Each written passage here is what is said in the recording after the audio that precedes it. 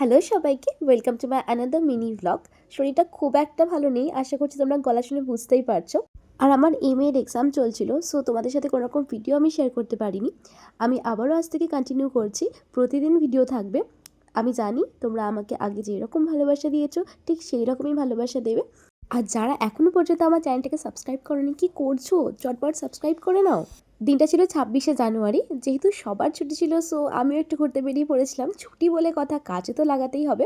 গেছিলাম লাহিড়ী বাবার আশ্রম, রাজহাট। আমার বাড়ি থেকে ওই হাফ এন আওয়ার বলতে পারো, তবে বিশ্বাস করো এর আগে আমি কোনো দিন যাইনি।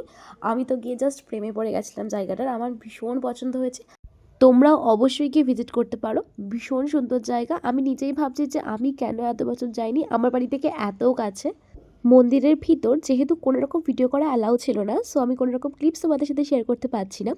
তবে জানো তো, খুব ইন্টারেস্টিং একটা ব্যাপার তোমাদের সাথে আমি শেয়ার করি। যখন তোমরা মন্দিরে প্রবেশ করবে, তোমাদের ঠিক জলের মধ্যে দিয়ে প্রবেশ করতে হবে। আর যখন তোমরা মন্দির থেকে বেরোবে, তখন তোমাদের জলের মধ্যে দিয়ে আবার বেরোতে হবে। অর্থাৎ তোমরা বাইরের ধুলো নিয়ে না মন্দিরে প্রবেশ করতে পারবে, আর না মন্দিরের পায়ের ধুলো নিয়ে বাইরে প্রবেশ করতে পারবে। কি ইন্টারেস্টিং ব্যাপারটা না? এটা না প্রথমবার আমি কোনো মন্দিরে দেখলাম, জানো তো, এর আগে কোথাও আমি এই ব্যাপারটা দেখিনি। আজকের ভিডিওটা এই পর্যন্তই। অবশ্যই জানিও ভিডিওটা তোমাদের কেমন লাগলো। ভালো লাগলে অবশ্যই একটা লাইক করে যাও। So by.